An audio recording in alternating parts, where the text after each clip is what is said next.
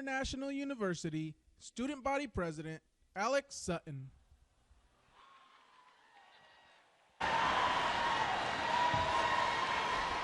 I'm back. How you guys doing? How we doing, Panther Nation? Let me get one more pause up. That's right, I love to see it. My name is Alexander Sutton, and I am so honored to be your student body president here at Florida International University. I want to let you all know Vice President Kamala Harris's visit to our university today is emblematic of the kind of university that we have become. FIU is an engine of opportunity. It's fitting then that we welcome Vice President Harris to our campus because her story is a similar story to so many hundreds of thousands of Panthers. Her story, the story of a little girl from Oakland who was raised by a single mom, becoming Vice President of the United States. That's an amazing story. And that story is only possible because of the unique opportunities of America. And there is no institution in America, in my opinion, that represents the unique opportunity of our country better than FIU. Absolutely. 1 in 5 of our students are first generation. We are the largest Hispanic serving institution in America. The largest. Absolutely. Our student body is so unimaginably diverse, and students from all over the country and all over the world come here to get an affordable, accessible, and high-quality education. It's amazing. I ran for student body president on a platform of protecting diversity, equity, and inclusion. And I knew I had to run when I saw laws being passed that eliminate diversity, equity, and inclusion from our universities. FIU creates the same kind of opportunities that allow anyone who works hard enough to become Vice President of the United States. And now the very programs that provide such opportunities are under threat. So as president, I have made it my mission to take this fight to every level of government, starting here with our university administration all the way up to Tallahassee. And today, Panthers, we get to take that fight to the White House.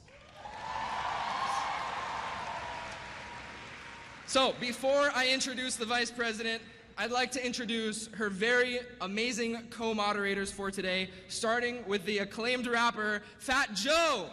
Woo! Fat Joe is a proud Miami resident. He is a rapper, songwriter. Sir? How you doing? Here we go. Fat Joe, everybody. Rapper, songwriter, actor, you name it. Record executive, record producer, and stalwart advocate for healthcare transparency and patient rights. There you go. Power to the patient. Absolutely. Put your hands together one more time for Fat Joe, everybody. And now it's my pleasure to introduce our second co-moderator today. You may have seen him recently on screen in the new Transformers movie. His name is Anthony Ramos. Here we go. That's him. Welcome. He's a Grammy-winning artist. He has been nominated for Golden Globes, Emmys. He's proud of his Latin roots, most importantly. Yo, what up? He's from Puerto Rico. Woo! And he was born and raised in Brooklyn. So ladies and gentlemen, make some noise for Anthony Ramos one more time. Here we go, here we go. That's right. And now,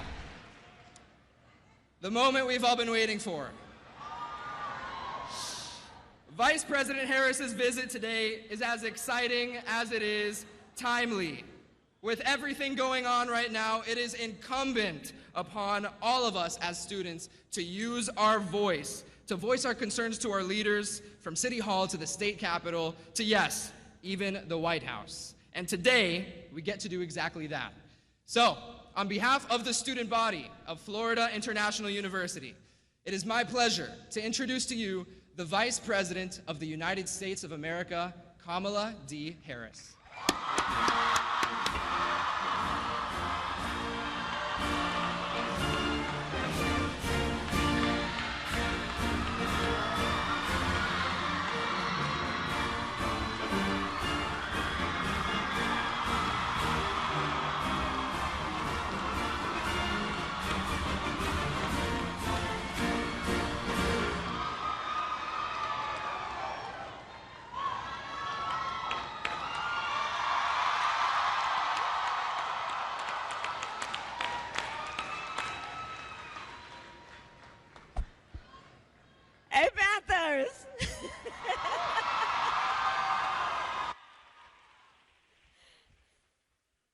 we're just excited to be here as everybody in FIU. We're going to ask her some questions and moderate.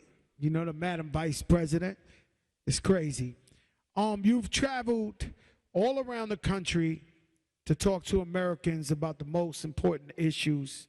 This summer alone, you visited 17 states, and you have met with young leaders wherever you go, from climate leaders in Colorado to gun safety advocates in Virginia. Now you've launched a college tour. Like, she's really outside, guys. And where you'll travel to more than a dozen campuses to speak to the young leaders about the most fundamental freedoms. Why are you going to these college campuses on a Fight for Our Freedoms tour? Well, let me start by thanking all the leaders who are here. When people ask me, I do a lot of interviews, and people ask me, how are you feeling about the country and the world? When I look out at this audience, I know our future is bright. I know our future is bright. And so, first of all, let me say, Joe, it's so good to see you. I haven't seen you since you were at my house a couple weeks ago for our hip-hop party. This is getting weird. Anthony, huge fan, mad respect for you. And Alexander, I can't wait to see you at the White House one day very soon.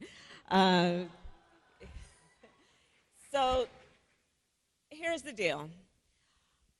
First of all, let me just say about leadership. I do believe that we each are born leaders, and it's just a matter of when you decide to turn that on and lead. And the very fact that the students who are here, are here at this esteemed educational institution, but are here for this convening, tells me that you have assumed a role of leadership. And so I'm first here to say thank you.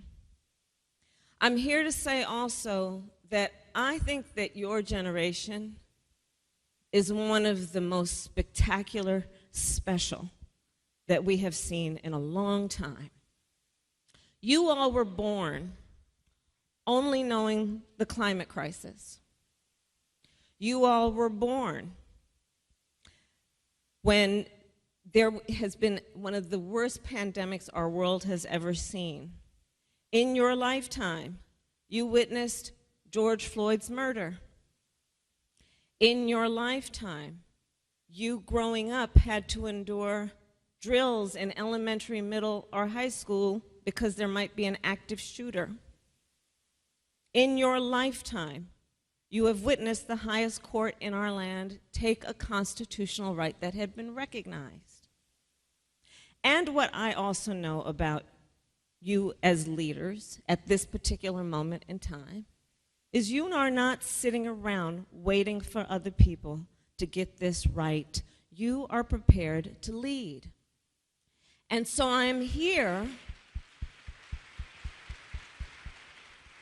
first and foremost to say thank you. And I say this as Vice President of the United States of America. I'm counting on your leadership. I'm counting on your leadership. I also am clear-eyed, and today we're going to have some real talk.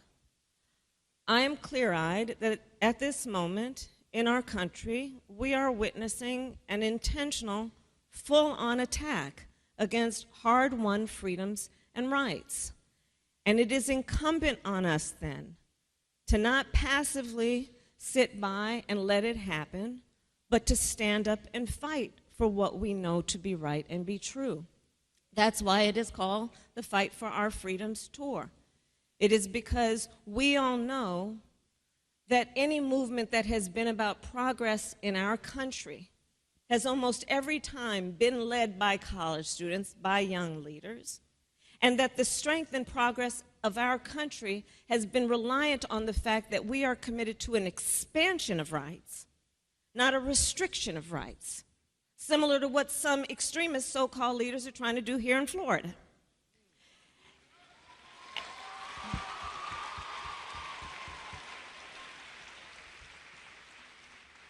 And so I am doing this tour to lift up the voices, to listen to the voices of very important leaders in our country, knowing that it doesn't have to be this way. And I want for you to be able to live your best life. That's why I'm doing this tour.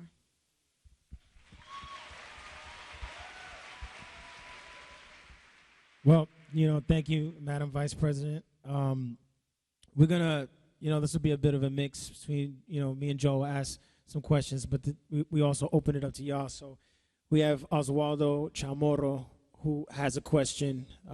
So Oswaldo, take it away, brother. Thank you. Thank you very much. Thank you to Vice President Harris, Fat Joe, Anthony Ramos for choosing FIU and for choosing to fight for our freedom. With the election approaching upon us, we understand how important and how pivotal it is for our voices to be heard and for our votes to be casted.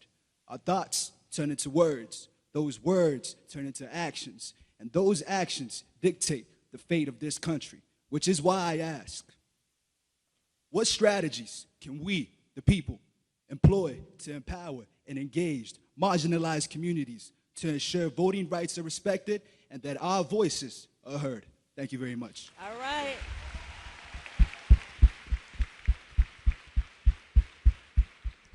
All right, Oswaldo. Well, first of all, you will make a difference in this world. I have no doubt about that. And that is true for your classmates. And of the many ways that you can and will make a difference, one of those ways is to vote.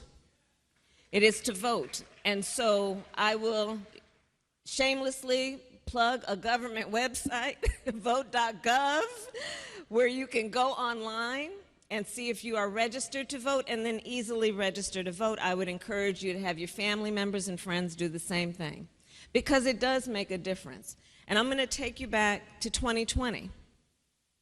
During the height of a pandemic, when there was an extraordinary loss of life, people lost their jobs, loss of normalcy, but people didn't give up hope. And they turned out to vote in record numbers. Young voters turned out in record numbers, and because you did, in fact, can I see a show of hands who voted in 2020? Right. And because you voted, Joe Biden is President of the United States, and I am Vice President of the United States.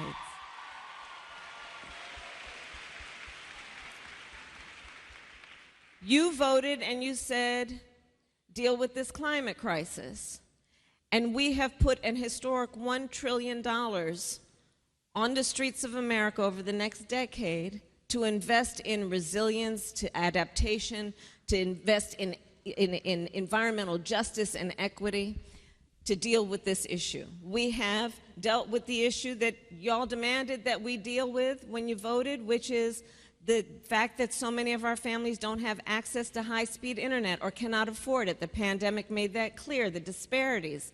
And so we are on track to put high-speed internet in the home of every family in America and make sure that it is affordable. You said, let's deal with the issue of lead pipes, because in far too many of our communities, our children are drinking toxic water out of lead pipes, and this is having an impact on their ability to learn and their health, and it is disproportionately affecting immigrant communities, communities of color, and low-income communities. We are in the process of removing all lead pipes. Y'all voted and said, let's deal with the issue of student loan debt.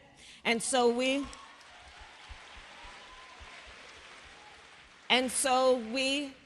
had an initiative to forgive up to $20,000 for Pell Grant recipients, of which the majority of Latino students are Pell Grant recipients. Sadly, there is a political agenda to undo what we are trying to do, and we're going to have to still have that fight, and we are continuing to fight. But because you voted, we were able to implement the policy in the first place. Elections matter. The other point I will say is this. It's not as simple as vote and your vote will matter. You also got to know that there are people right now who are intentionally trying to make it difficult for you to vote. One of the things that was a byproduct, I believe, of the extraordinary young voter turnout in 2020 is that you saw in states around our country them trying to pass laws to make it more difficult to vote. In Georgia, passing a law to say that it would be against the law, illegal, to give people food and water if they're standing in line to vote. The hypocrisy abounds because what happened to love thy neighbor? Here in Florida, a law was passed that would not allow people who have served their sentence for a felony to vote. 1 million people now in Florida, the largest number of people who have done their time, are being prevented from the ability to exercise their civic duty and the full rights of citizenship. And let me tell you, it does not have to be this way. In the majority of states, people who have served their time have the right to vote. And again, the hypocrisy abounds. What happened to the concept of redemption?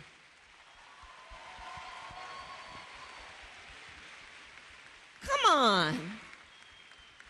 Come on. So understand that not only is it an extension of your ability to make a difference, not only is it about you expressing your voice in the many ways you can, but also understand what you're up against in terms of some people that are scared when you exercise your voice and therefore try to make it more difficult for you to vote. And I say we are up for the challenge and we will not allow anybody to silence us. And voting is one way to make sure that you reduce those numbers who are trying to do just that.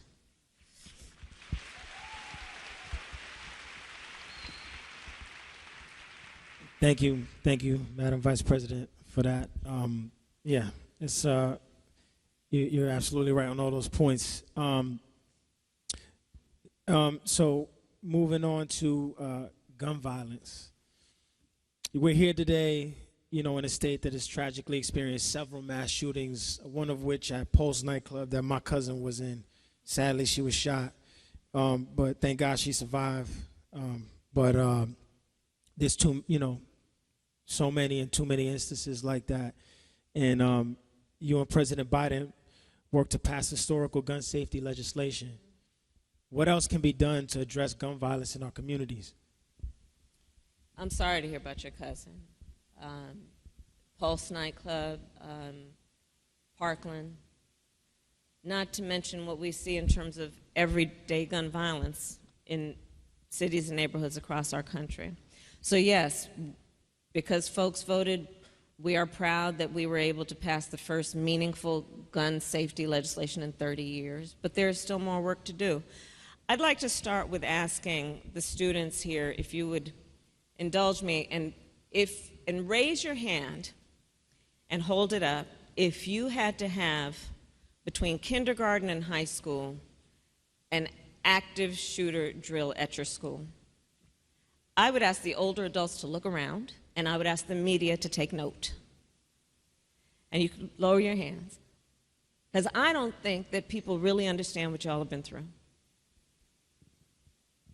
In having this conversation with young people and young leaders in our country, I can't tell you, well, I'm telling the majority of people who know because you've been there, the kind of fear that our young people, that our children are living with.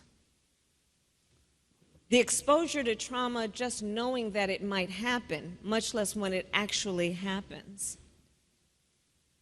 I had a conversation with this student, and we're talking about this, and the student said to me, yeah, I don't like going to fifth period. I said, well, why, sweetheart? Because in that classroom, there's no closet to hide in.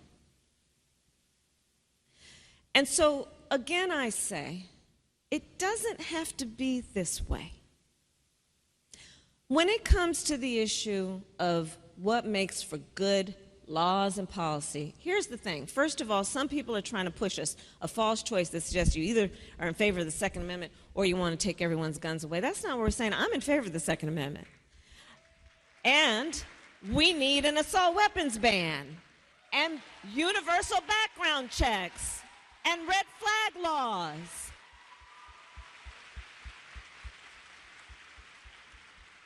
assault weapons designed to kill a lot of people quickly.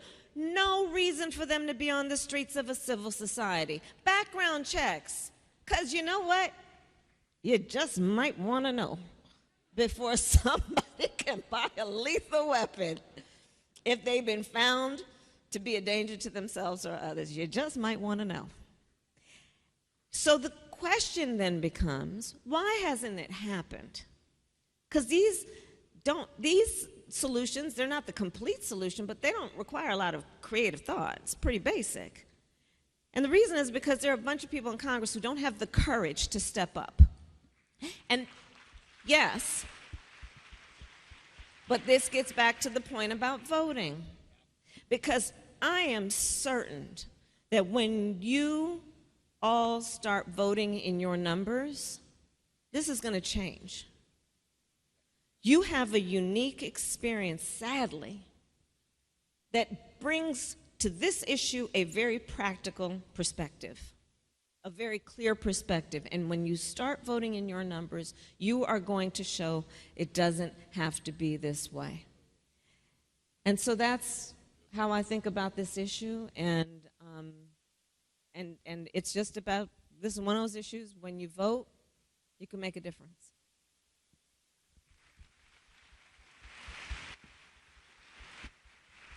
Thank you. So we're going to throw it back out there to the audience. We got Grace Biggers has a question. Grace, where you at? Hi, I'm here, right here. All right. There you go. Good afternoon, everyone.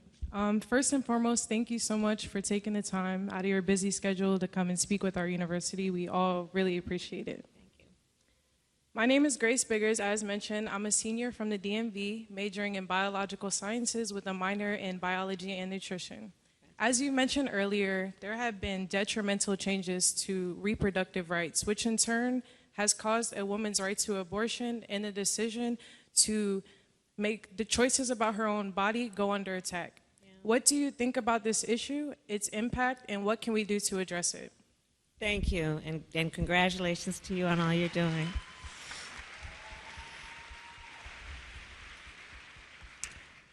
So about just over a year ago, the highest court in our land, the United States Supreme Court, took a constitutional right that had been recognized from the people of America, from the women of America. And almost immediately thereafter, in states across our country, these extremist so-called leaders started proposing and passing laws to criminalize healthcare providers, literally to provide for significant jail time, to punish women, to make no exception even for rape or incest. And on this point, listen, we're here to have real talk. Everybody's grown. So I'm going to talk about something specific, because this subject you have raised is not just some intellectual academic issue. Since these laws are being passed, people around our country are silently suffering. These so-called leaders, no exception even for rape or incest. So, you know my background.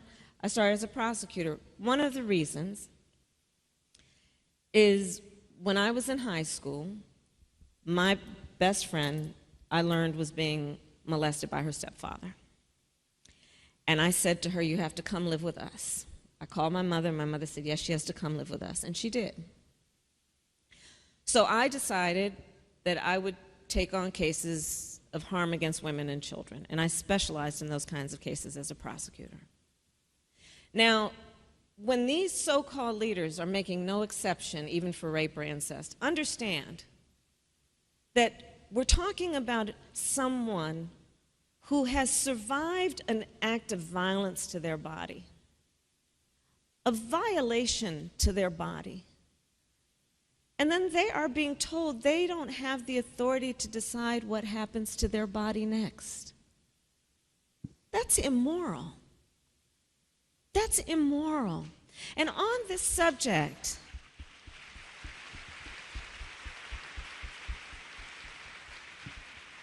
On this subject, I think it's very important to agree. One does not have to abandon their faith or deeply held beliefs to agree. The government should not be telling her what to do with her body.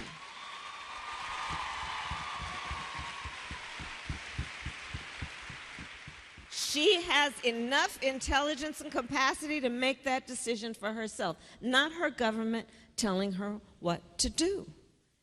In this state, a 6-week ban. Well, that tells me that a lot of these folks don't even know how women's bodies work. Most women don't even know they're pregnant at 6 weeks. Come on. And so, again, this is an issue where we just need in Congress to elect and have a majority of people who agree, regardless of their personal opinion and beliefs, that the government should not be making this decision for people. And our President, Joe Biden, has been very clear. When that piece of legislation is passed that puts back into law what the Supreme Court took away, Congress can put back. When they pass in Congress a law that puts back in place the protections of Roe v. Wade, that case, Joe Biden will sign it into law. Elections matter. Elections matter. Elections matter. You know, that's a serious. Yeah. That's a serious. It's a serious issue right there. I don't think no man should be able to tell a woman what to do.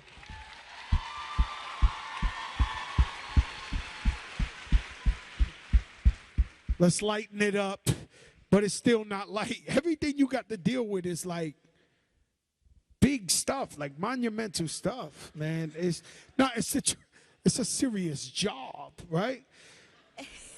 You know, I've lived in Florida for 19 years. I know all about climate change. I know all about the floods. I know all about the impact of the hurricanes. I know how do you address the climate crisis and protect the communities around the country from its impacts. Because it seems like even in New York, we had 2 hurricanes in the last 2 months. We never had a hurricane in New York. There's a hurricane every week in New York. There was one in California. There was one hurricane in California and an earthquake at the same time. That's exactly right. And wildfires. And so the question is, what are we doing about it? And it's really about the youth. It's really about them and protecting them because, you know, this is all about implementing laws and making change so that when you become my age, you know, life is still around for you and better for you. So, Madam Vice President, can you answer the question for the people? Well, I'll start by saying what everyone here knows is this, you know, we say the climate crisis is an existential crisis. Like literally, if you track what is happening and how rapidly it is happening, means the loss of many of the vital resources that the earth provides us. So it's very real. You know, I've talked with young leaders around the country who have coined a phrase, climate anxiety. And I asked, well, what does that mean? And they said, well, it's how some of us would describe how we feel, the anxiety associated with knowing how rapidly these extreme weather events are affecting the quality of life and livelihoods. Young people who have told me about how they're really concerned whether they should have children, whether they should ever think about buying a home because it could be destroyed by flood or hurricane or wildfire, right?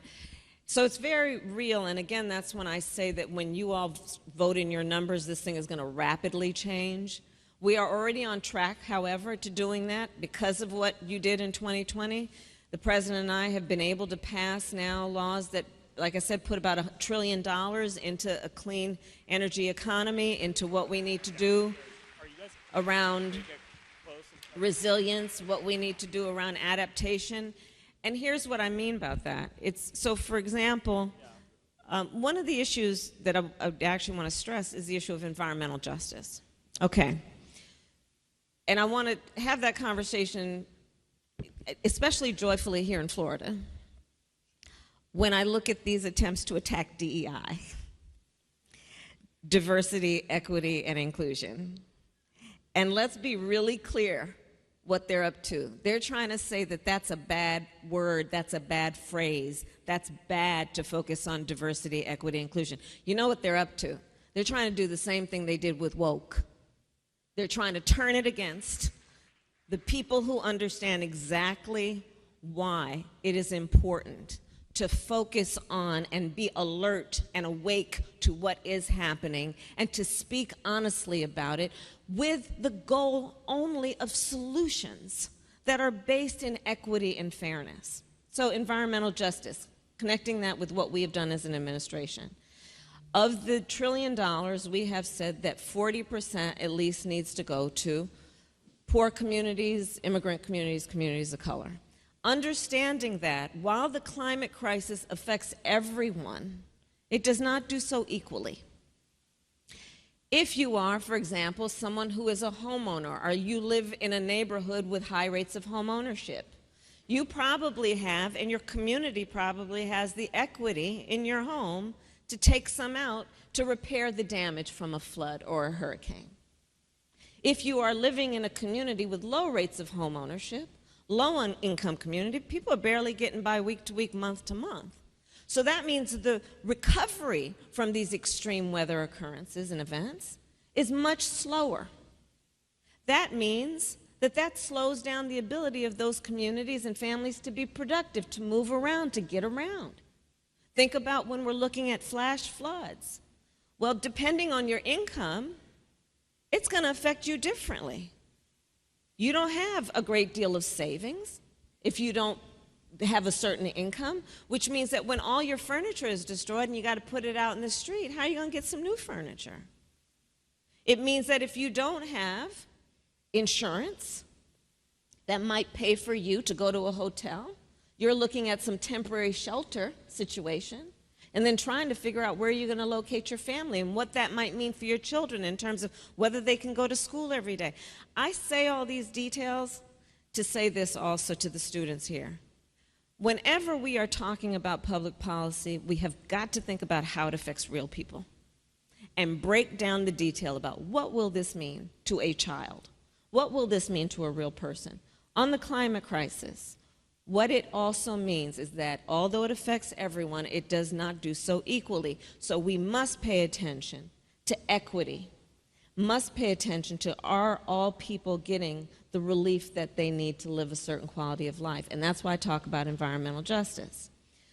What we also have to do is deal with the fact that historically, especially in the South, we know that there has been a disproportionate impact on poor communities, rural communities. In Louisiana, if anybody is here from Louisiana, they used to refer to Cancer Alley because of all of the pollution, because low-income immigrant communities of color tend to live near the freeway, tend to live near factories, tend to live in communities where there's a lot of dumping, and that affects the quality of air, the quality of water. What does that mean?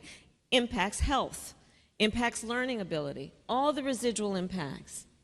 So when we talk about the climate crisis, it is about extreme weather events, and then one must always ask, and how is it affecting real people in their ability to function and be productive and live a certain quality of life every day?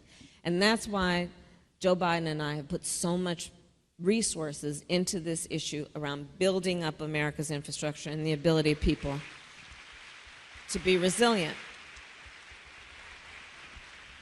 Thank you, thank you, thank you. So we're going to open it back up to the audience. I love this guy's name, Christopher Excellent. Where are you at, my man? First of all, I'd like to say thank you guys for taking the time to be here with us. My name is Christopher Excellent. I am a first-year master's student at FIU, studying mechanical engineering, focusing on robotics. My question for you today is, in regards to the recent book bans here in the state of Florida, what advice do you have for students looking to learn those raw, uncensored truths about our social issues that we face here in the country? And what advice would you have for educators looking to teach those topics while navigating through all of the roadblocks that are currently instated? Thank you, Mr. Excellent. I can say that all day long. So you asked for some advice, so here you go. First of all, I will say, for almost all of you students, you will probably have an experience, if you've not already, because I know who's at this school, where you will walk into a meeting room, a briefing room, a boardroom, a courtroom, and you will be the only one that looks like you in that room, or the only one who has had that life experience. And what I am going to require you to remember is this: you are not alone in that room. I'm going to require you to look around here and know that when you walk in those rooms, we are all walking in that room with you, requiring that your chin is up and your shoulders are back, and you know that when you walk in there, you carry the voice of so many who are so proud of you. You have to remember that, because you're going to have that experience perhaps many times in your life. I would also offer you this advice. In your career, you are probably at different points in time going to be discouraged from having ambition, from having aspirations. And I demand that you dream with ambition. You dream with ambition, and you be proud of it. And understand that, however, when you have that aspiration and ambition to see what is possible and what can be, unburdened by what has been and who has done what, invariably people may come up to you and say, you're too young. Oh, they're not ready for you. It's not your time. Wait your turn. Or God forbid, sometimes they might say, oh, that's going to be a lot of work, as though we run away from hard work. And so what I want to say to you is this: when you are ever told that, don't you ever hear it. Don't you ever hear no. I like to say, I eat no for breakfast. I don't hear no. I don't hear no. And don't you either. Because you have so much to give.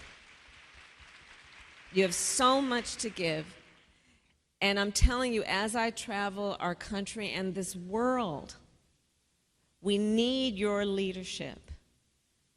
And you are here at FIU getting a world-class education with an expectation from all those who are investing in your presence right now, your family, your friends, your professors, your neighbors, the folks who work here. We're expecting you to go out and lead. And so do that knowing you have so much support. And you will make a difference. And you can make a difference. You know, back to the point of voting. People are going to tell you your vote doesn't matter. People are going to say that your vote doesn't count. Don't listen to that. Don't ever let anybody silence you. That's, I think, really, really important, and to recognize when somebody is trying to silence you. Don't allow yourself to ever be silenced. Yeah.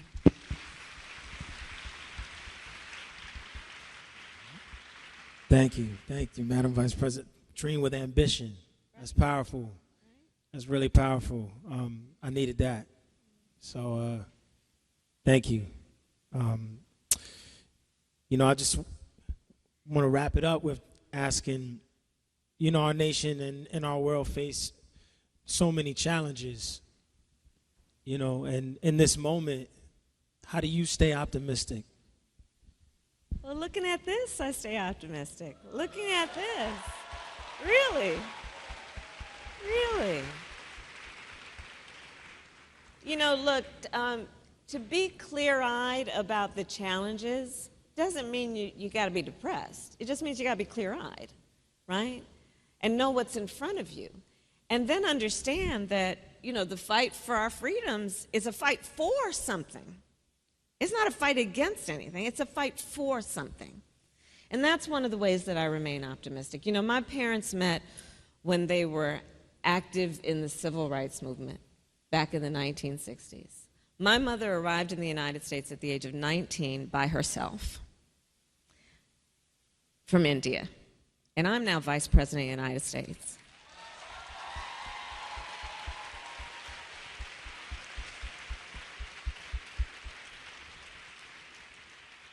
I remain very optimistic. I know what is possible. And here's the other thing I have to stress. Our nation was founded on fundamental beliefs about the importance of freedom and liberty and equality and justice. And so when we are fighting for these freedoms, we are fighting for the foundational principles of our country. It is a fight born out of love of country. We love our country. We believe in its ideals. We know we've not achieved them all yet, but the beauty and the strength of our country has always been our belief in who we are and our willingness to fight for who we are. That's our strength.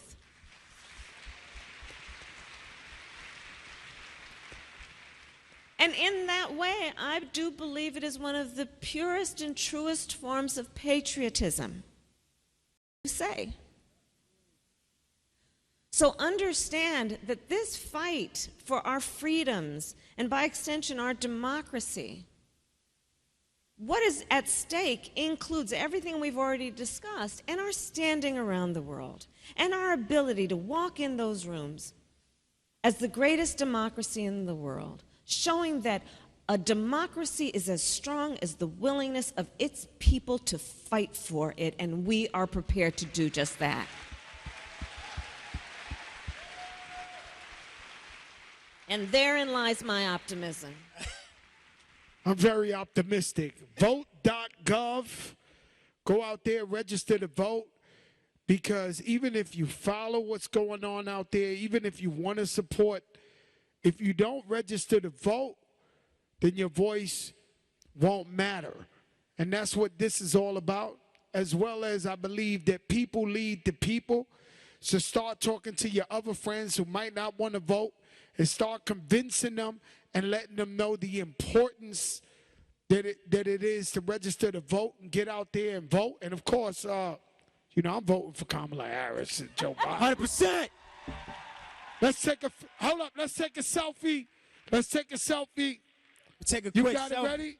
Hold up. I got to get in that joint. Come on. Trying to get this lighting right. All right, y'all. Yo. Vote.gov on 3. Vote.gov on 3. 1, 2, 3. Vote.gov.